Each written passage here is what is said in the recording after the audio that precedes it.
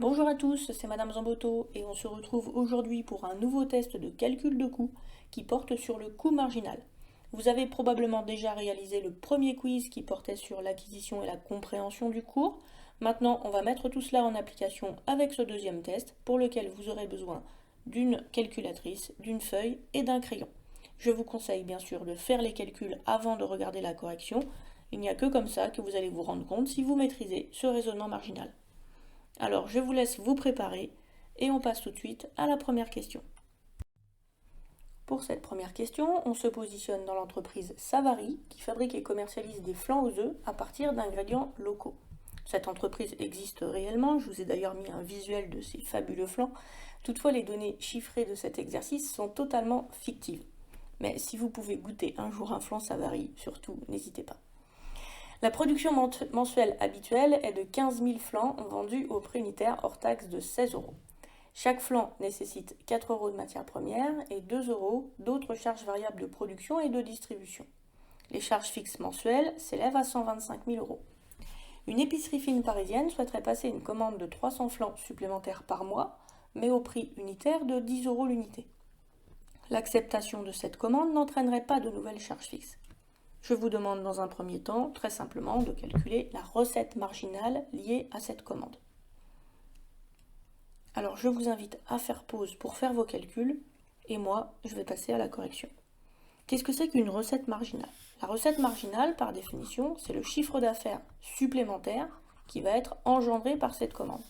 Donc la recette marginale, dans le cas présent, je l'écris RM. Eh bien, il s'agit ici de déterminer quelle quantité supplémentaire a été vendue. Il s'agit de 300 flancs, information que vous trouverez ici, multipliée par le prix de vente qui va être proposé pour ces 300 flancs supplémentaires. Ici, l'épicerie fine parisienne souhaiterait pouvoir négocier ces flancs au prix de 10 euros. La recette marginale liée à cette commande est donc de 3 000 euros. C'est le chiffre d'affaires supplémentaire qui va être engendré si l'entreprise accepte la commande. On passe maintenant à la deuxième question qui vous invite à calculer le coût marginal lié à cette commande. Donc comme tout à l'heure, je vous invite à faire pause pour prendre le temps de faire vos calculs. Et moi, je passe à la correction. Le coût marginal lié à cette commande, que je vais appeler CM, je note ici CM, correspond à l'addition des coûts variables et des coûts fixes supplémentaires qui sont liés à cette commande. Supplémentaires. Alors, est-ce que vous avez repéré dans le contexte des coûts variables ou des coûts fixes supplémentaires? On commence par les charges fixes. Il est noté qu'il n'y aura pas de nouvelles charges fixes correspondant à cette commande. De fait, le coût marginal lié à cette commande n'est constitué que du coût variable des 300 flancs supplémentaires. Pour calculer le coût variable supplémentaire, je vais donc prendre le coût variable unitaire d'un flanc et je vais le multiplier par la quantité de flancs supplémentaires, c'est-à-dire 300. Et il n'y a pas de charge fixe, comme je vous l'ai dit, puisque la commande n'entraîne pas de charge fixe supplémentaire. Pour avoir le coût variable unitaire d'un flanc, je vais me référer à la production habituelle. La production habituelle est de 15 000 flancs, vendus au prix unitaire hors taxe de 16 euros, mais cette information ne me sert à rien. Pourquoi?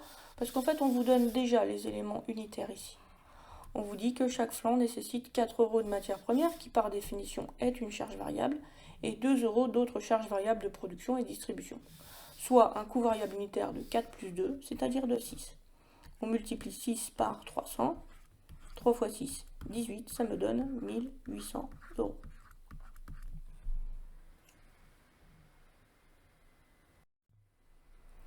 Troisième question, toujours le même contexte, je vous demande si l'entreprise doit accepter la commande.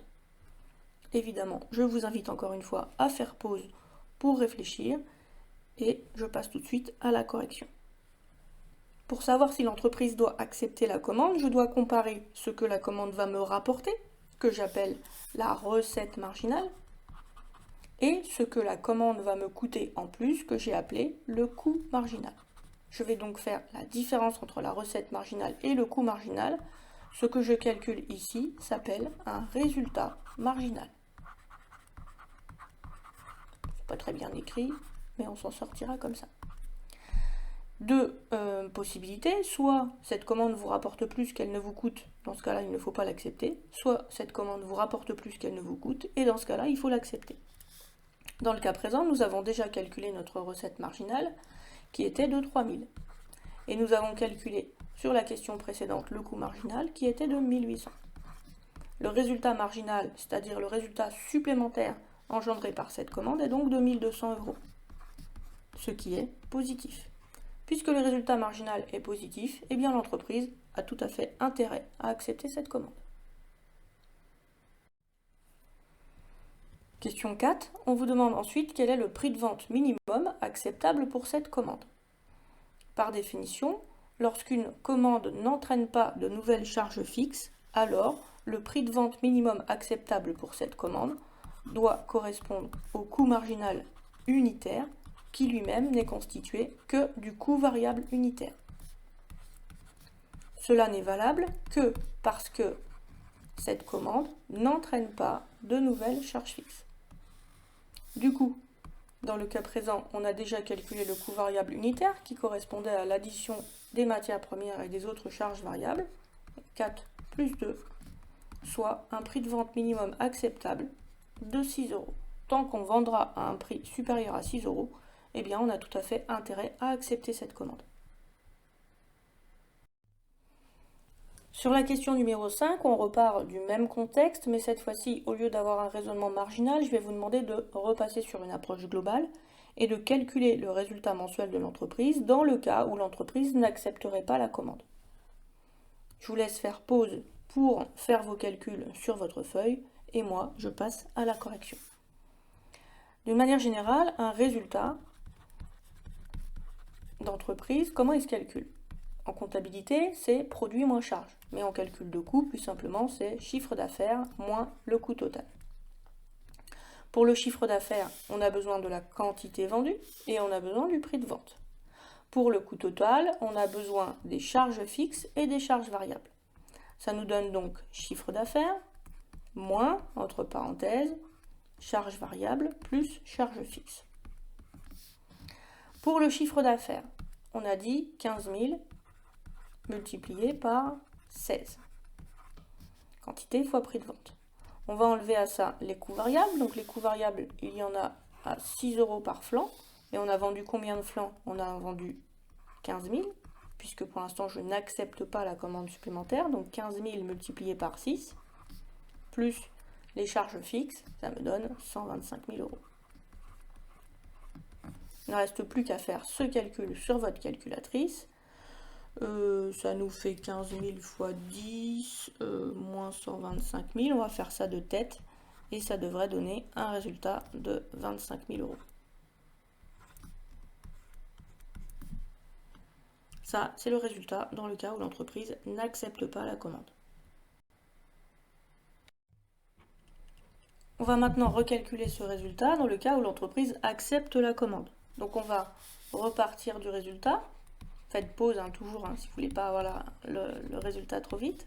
Donc on a dit chiffre d'affaires moins le coût total. Et cette fois-ci, il va falloir tenir compte de cette production supplémentaire.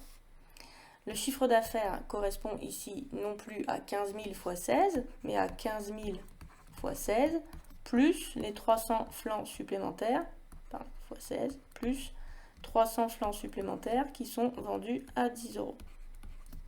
On va enlever à ça les coûts variables. Les coûts variables, cette fois-ci, s'élèvent à 15 000 plus 300, donc 15 300 flancs multipliés par 6 €. Et on enlève également à cela les charges fixes, donc 125 000. Vous faites votre petit calcul et vous trouvez votre résultat que je vais calculer en même temps que vous parce que je n'ai pas préparé ma correction, c'est pas bien. 15 000 fois 16 plus 300 fois 10. Moins 15 300 fois 6 plus 125 000. Mettez bien les parenthèses, sinon ça ne marche pas. Ça nous donne ici 26 200 égale 26 200. Est-ce que ça vous paraît logique de trouver 26 200? Si vous regardez le lien avec les questions précédentes, eh bien dans la question précédente, on a trouvé que le résultat de l'entreprise, si l'entreprise n'acceptait pas la commande, était de 25 000. et un petit peu plus avant, on avait trouvé que le résultat marginal était de 1200. Eh bien, on voit bien qu'entre l'ancien résultat et le nouveau résultat, on a bien eu une augmentation de 1200 euros. Et donc, c'est bien pour ça qu'il faut accepter la commande. On passe maintenant à un autre contexte qui est en fait assez lié au premier, puisque le premier m'a été inspiré par le confinement, pendant lequel j'ai mangé beaucoup de flan. Cette augmentation du nombre de flans a entraîné un rétrécissement automatique de mes jeans, et donc c'est tout naturellement qu'il faut racheter maintenant des jeans. On se positionne donc dans une autre entreprise française, qui est l'entreprise 1083, qui fabrique et commercialise des jeans. Et la particularité de cette entreprise, c'est que sa production se veut respectueuse de l'environnement et surtout locale. C'est une entreprise qui produit ses jeans en France, et c'est assez rare pour être signalé. Ses ventes habituelles mensuelles s'élèvent à 5000 jeans, au prix unitaire de 120 euros hors taxe. Pour ce niveau de production, ses charges totales s'élèvent à 350 000 euros, dont 200 000 euros de charges fixes. Sa capacité de production actuelle lui permet de fabriquer jusqu'à 6000 unités par mois. Et en mai, un nouveau client serait prêt à commander 2000 unités, mais moyennant une réduction de 30% sur le prix de vente unitaire. Cette production supplémentaire entraînerait une augmentation des charges fixes de 50%.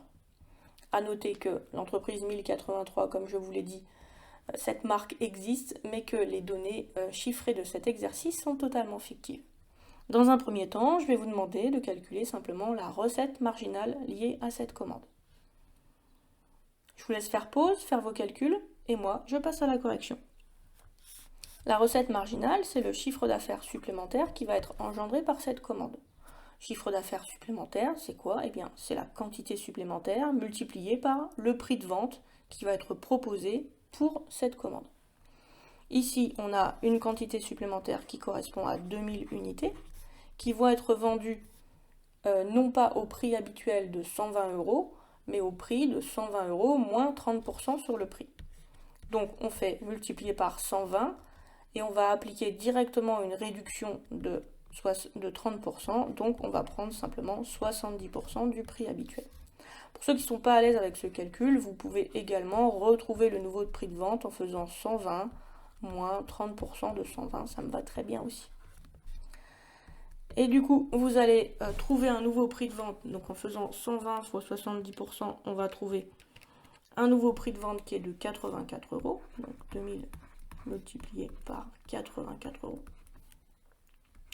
Ce qui nous donne une recette marginale qui s'élève à 168 000 euros.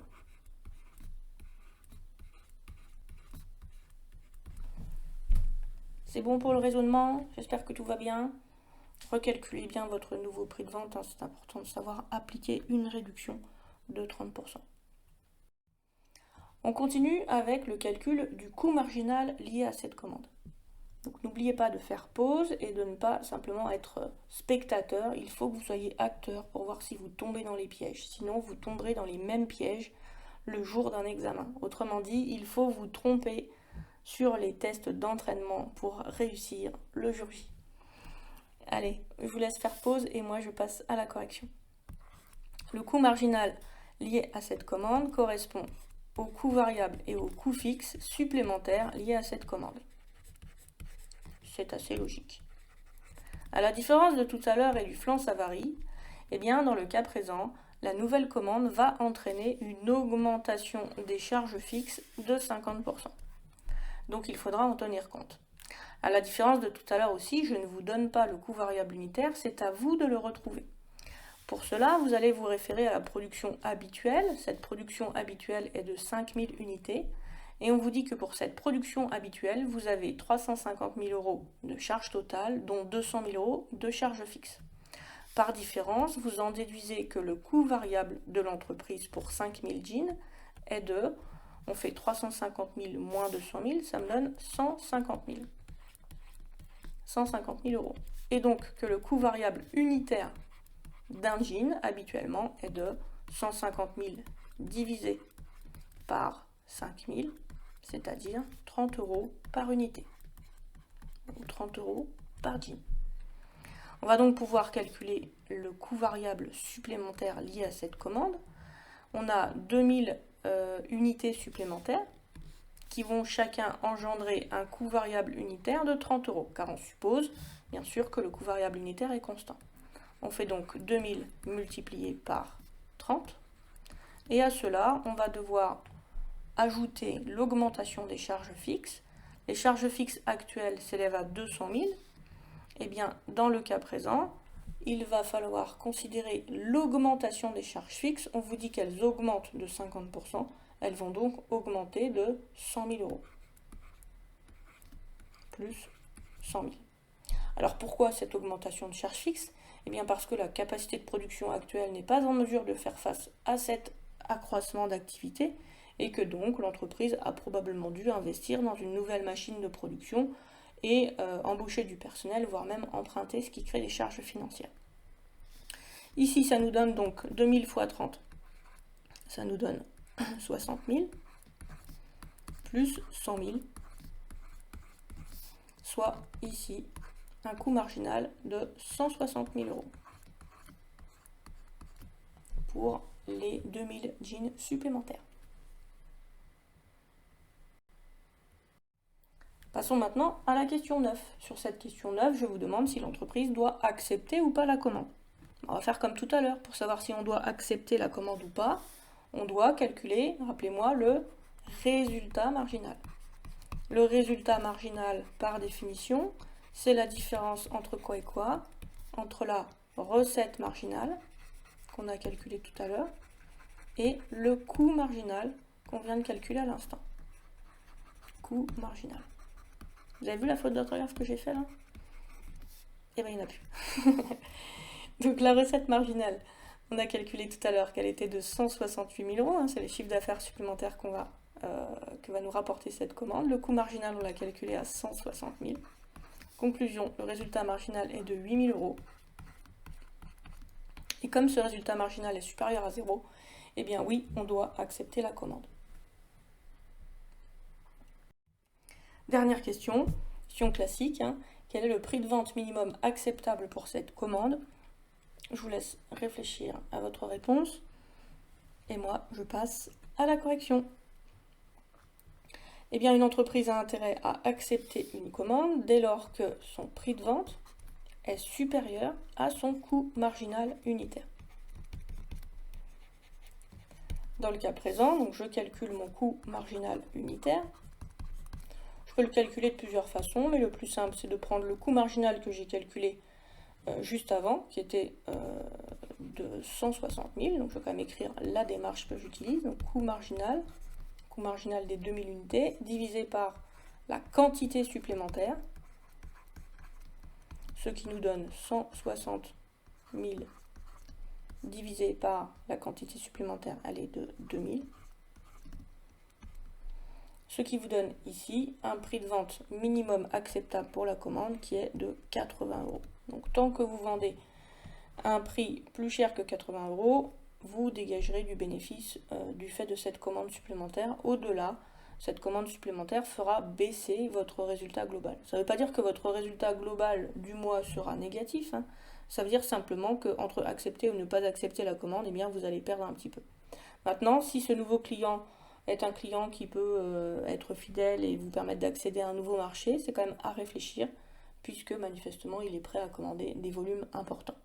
À voir aussi si cela est cohérent avec l'image de marque de l'entreprise, parce que si ce client casse un petit peu les prix sur le marché de votre propre jean, ça peut dégrader un petit peu votre image et engendrer un effet d'aubaine pour certains clients qui ne vont pas acheter via les réseaux de distribution habituels.